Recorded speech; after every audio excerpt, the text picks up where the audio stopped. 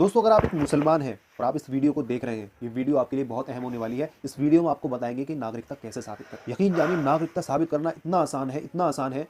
अगर आपने मेरी ये वीडियो देखी तो वीडियो को देखने के बाद आप ये कहेंगे कि भाई ये कागज़ तो मेरे घर में मौजूद है, ये कागज़ तो मेरे गाँव में मौजूद है। इतना आसान तरीका मैं आपको बता दूंगा कि 15 मिनट की इस वीडियो में आपके सारे मसाइल का हल हो जाएगा। सारी अफवाहें जो आपके दिमागों में भरी जा रही हैं वो खत्म हो जाएगी। बिस्मिल्लाहिर्रहमानिर्रहीम अल्हम्दुलिल्लाहि रब्बिल आलमीन वस्सलातु वस्सलामु अला रसूलिल्लाहि अल्लाहुम्मा ग़फ़िरली जुनूबी व फ़तहली अबवाब फ़ज़लिक। मुहतरम हज़रात, आज एक वीडियो देखने जा रहे हैं। इस वीडियो का टाइटल है एनआरसी लागू होने पर मुसलमान अपनी भारतीय नागरिकता कैसे साबित करें। तो चलिए इस वीडियो को देखते हैं और जानते हैं कि नागरिकता कैसे साबित करें। अस्सलामुअलैकुम नाजरीन, आज का हमारा मसला है वालेकुम सीएए और अस्सलाम। एनआरसी। हाल ही में हिंदुस्तान के गृह मंत्री अमित शाह जी ने ऐलान किया है कि वो पूरे भारत में मई में या मई से पहले यानी 2024 के लोकसभा के इलेक्शन से पहले पहले पूरे भारत में सीएए को लागू कर देंगे। इस ऐलान के आते ही मीडिया में ही नहीं बल्कि जमीनी स्तर पर भी अगर देखें तो एक हंगामा सा बरपा हो गया है। मुख्तलिफ लोग मुख्तलिफ किस्म की बातें कर रहे हैं। कोई कह रहा है कि हमारी नागरिकता हमसे छीन ली जाएगी, कोई कह रहा है कि भाई सीए जो है वो नागरिकता देने का नहीं बल्कि लेने का कानून है। मुख्तलिफ किस्म की बातें लोग बयान कर रहे हैं। सबसे पहले मैं आपको ये क्लियर कर दूं कि सीएए और एनआरसी दोनों अलग अलग चीज़ हैं। सीएए जो है वो नागरिकता देने का कानून है, लेने का कानून नहीं है। गवर्नमेंट ऑफ इंडिया सीएए के जरिए से लोगों को नागरिकता देगी, मुसलमानों के अलावा। ठीक है, एनआरसी अलग चीज़ है। एनआरसी में आपको ये साबित करना होता है कि आप भारत के नागरिक हैं।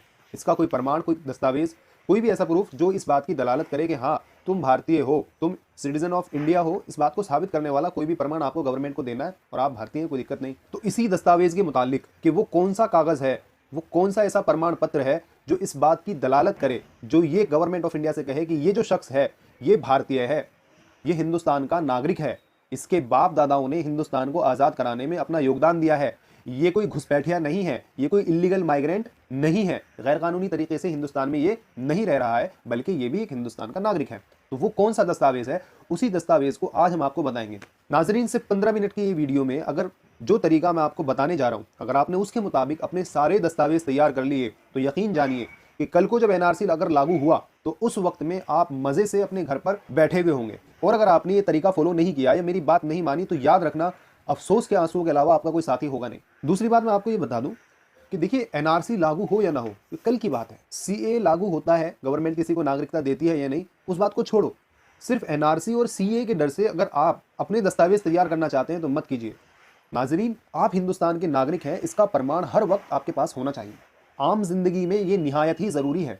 मैं आपको एक छोटा सा वाकया बताता हूँ, बिल्कुल सच्चा वाकया है कि अभी साल 2 साल पहले 3 लड़कों को पुलिस वालों ने गिरफ्तार किया चोरी के इल्जाम में। उनमें से एक बच्चे के ऊपर आरोप लगा कि ये बांग्लादेशी है। जब ये खबर उसके बाप को मालूम हुई, उसके वालिद को, तो वो वालिद साहब जो है गाजियाबाद कोर्ट में उस बच्चे के सारे वो प्रमाण जो उसकी नागरिकता को साबित करते थे कि ये हिंदुस्तानी है वो लेकर वहां पहुंच गए। जब जज ने वो सारे दस्तावेज देखे तो उसने उस अधिकारी को, उस डिपार्टमेंट को जिसने वो उसको दस्तावेज प्रोवाइड किए थे, उसको आदेश दिया कि आइए और प्रूफ दिखाइए कि आपने किस बुनियाद पर जो है इसको हिंदुस्तानी जो है होने का प्रमाण दिया है। अब वो सारे अधिकारी वहां पहुंचे और उन्होंने वो सारे डॉक्यूमेंट्स दिखाए।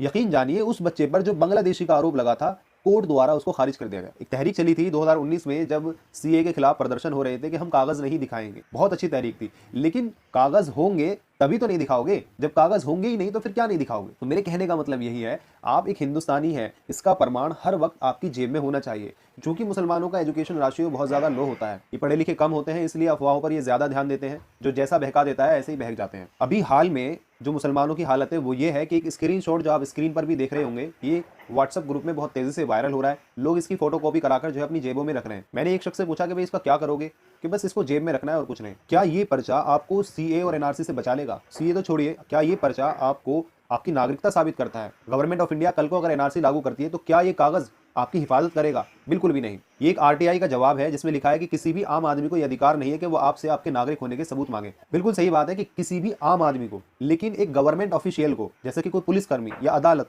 उसको पूरा अधिकार है। अगर आपके ऊपर कोई एफआईआर दर्ज होती है, कोई मामला बुक होता है, तो उस केस में अगर आपको नागरिकता साबित करने की वजह, नागरिकता साबित करने को कहा जाता है, तो उस केस में आपको नागरिकता साबित करनी पड़ेगी।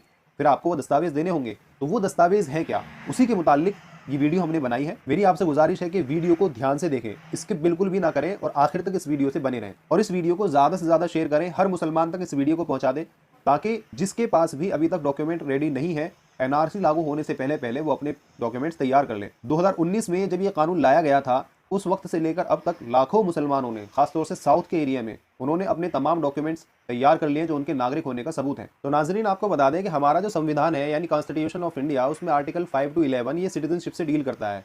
उसमें बताया गया है कि हिंदुस्तान का नागरिक कौन कौन होगा, लेकिन चूंकि ये कानून काफ़ी नहीं था, ये आर्टिकल्स काफ़ी नहीं थे, इसलिए हिंदुस्तान की गवर्नमेंट ने 1955 में इंडियन सिटीजनशिप एक्ट को पास किया। उसके बाद 1986, 92, 2003, 2005, फिर 2015 और 2019 ये सबसे लेटेस्ट है, जिसको सीए कहा जाता है, उसमें रद्दोबदल अमेंडमेंट की गई। इस कानून में हिंदुस्तान के नागरिक होने के मुख्तलिफ प्रावधान बयान किए गए हैं, जैसे कि citizenship by birth, bye decent और बाय रजिस्ट्रेशन। हमारी बहस का मुद्दा ये तीनों ही है, इसलिए हम सिर्फ इन 3 पर बात करेंगे। इसके अलावा और भी मुख्तलिफ प्रावधान है। चूंकि हमारे माशरे में सभी उम्र के लोग रहते हैं, किसी की उम्र 100 साल, कोई 90 साल, कोई 50 साल, कोई 70 साल, तो अलग अलग उम्र के लोगों के लिए उनके नागरिक का प्रमाण कि वो हिंदुस्तान के नागरिक हैं, उनके लिए अलग अलग नियम है। तो हम स्टेप बाय स्टेप आपको बताने वाले हैं, ध्यान से सुनिएगा। तो वो लोग जो 26 जनवरी 1950 को पैदा हुए या उससे पहले, लेकिन 26 जनवरी 1950 को रात को 12 बजे के बाद वो हिंदुस्तान में थे, हिंदुस्तान की सरजमीन पर थे, उनको सिर्फ इस बात का कोई भी प्रूफ देना है, काफ़ी होगा। जैसा कि अगर वो आर्मी में थे, अगर वो किसी सरकारी नौकरी पर थे, या कोई वोटर आईडी कार्ड या कोई भी ऐसा दस्तावेज, एफआईआर उनके ऊपर दर्ज हुई, या हॉस्पिटल का कोई कागज़ जो इस बात की दलालत करे कि हाँ ये शख्स 26 जनवरी 1950 को रात को 12 बजे के बाद हिंदुस्तान में था, वो उसकी नागरिकता साबित करने के लिए काफ़ी होगा। दूसरा वो शख्स है जो 26 जनवरी 1950 से लेकर 1 जुलाई 1987 के बीच में पैदा हुआ। ये डेट्स आप ध्यान से सुनना। दूसरा वो शख्स है जो 26 जनवरी 1950 से लेकर 1 जुलाई 1987 के बीच में पैदा हुआ। उसको सिर्फ इस बात का प्रूफ देना है कि उसकी पैदाइश 26 जनवरी 1950 से लेकर 1 जुलाई 1987 के दरमियान में पैदा हुई है, काफ़ी होगा।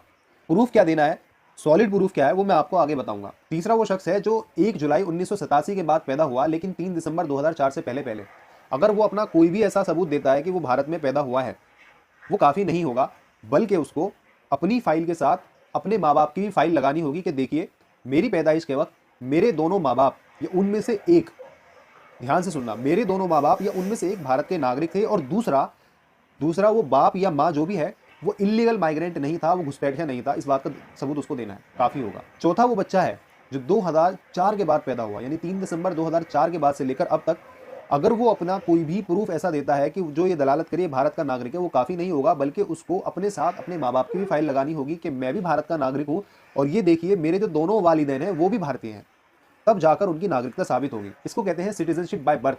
एक होता है सिटीजनशिप बाय डिसेंट। 26 जनवरी 1950 के बाद में अगर कोई शख्स पैदा हुआ, हिंदुस्तान में रहा, यहाँ उसकी शादी हुई, उसके बाद से वो विदेश में काम करने चला गया, जैसे कि आजकल लोग जाते हैं सऊदी, अमेरिका, कहीं भी वो चला गया। अब वहाँ विदेश में उसका अगर बच्चा पैदा होता है 10 दिसंबर 1992 से पहले तो वो ऑटोमेटिकली क्या है, भारत का नागरिक बन जाएगा। इसी तरीके से अगर कोई बच्चा 10 दिसंबर 1992 को या उसके बाद पैदा हुआ 3 दिसंबर 2004 से पहले और उसके माँ बाप में से कोई एक भारत का नागरिक है, तो वो बच्चा भी ऑटोमेटिकली भारतीय बन जाएगा। इसमें एक बात का यह ख्याल रखा जाए कि जो उसका वालिद है, उसका जो फादर है, वो बाय डिसेंट भारत का नागरिक नहीं होना चाहिए।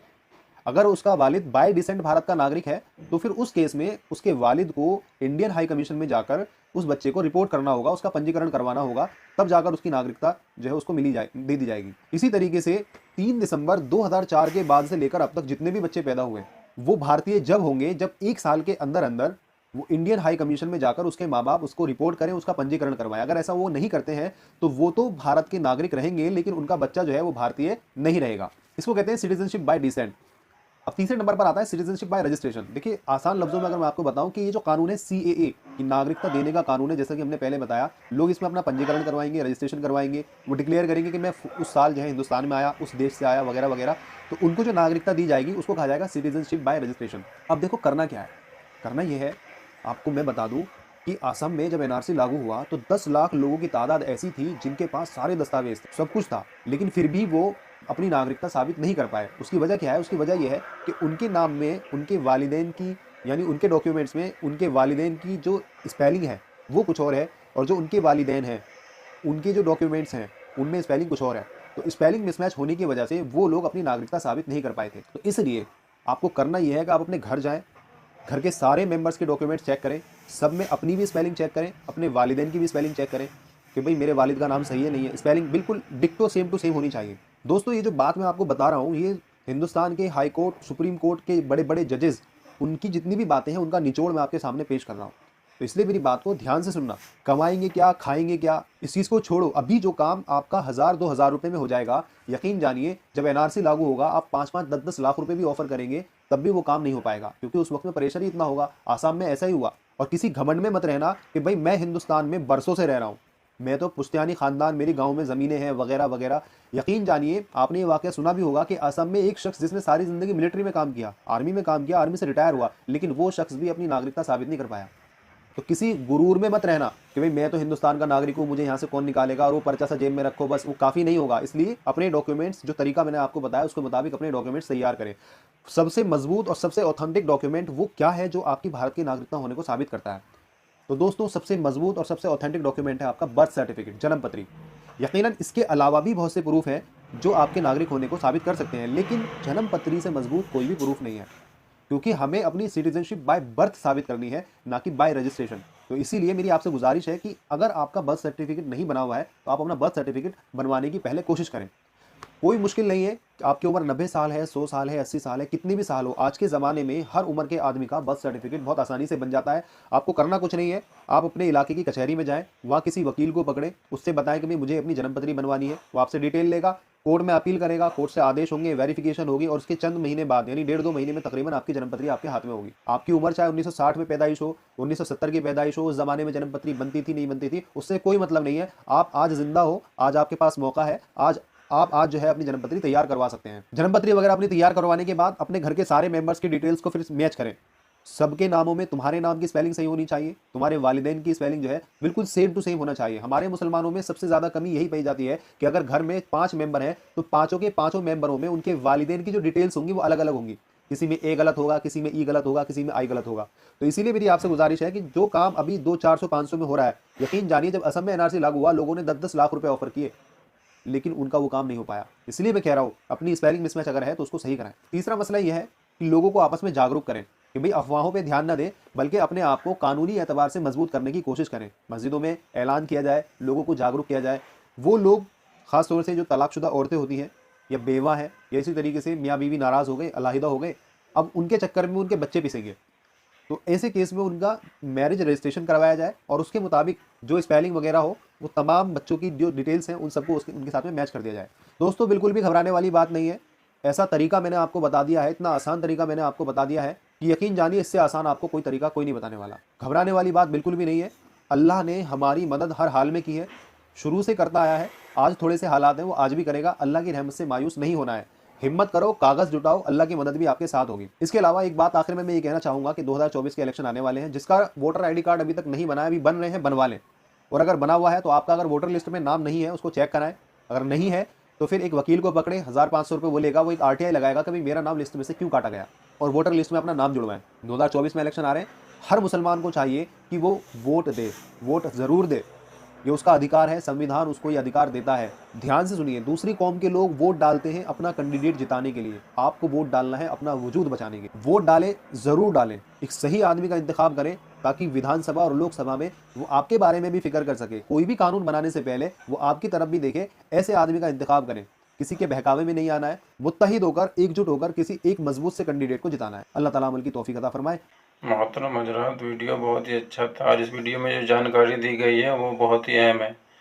तो तमाम भाई से गुजारिश है कि इस वीडियो में जो भी जानकारी दी गई, जानकारी के हिसाब से अपना डॉक्यूमेंट तैयार करवा लें, क्योंकि आगे जाके ये डॉक्यूमेंट हमें काम आने वाले हैं। और हमने ये वीडियो आपके मसाइल और उनका हल इस भाई के चैनल से लिया है, तो आप इन भाई के चैनल पर भी जाएं और इन भाई के चैनल को भी सब्सक्राइब करें। मैं इनके चैनल का लिंक डिस्क्रिप्शन में डाल दूँगा। वीडियो आखिर तक देखने के लिए आपका बहुत बहुत शुक्रिया। अगर आपको ये वीडियो पसंद आई है तो वीडियो को लाइक और शेयर करें और हमारे चैनल को भी सब्सक्राइब करें।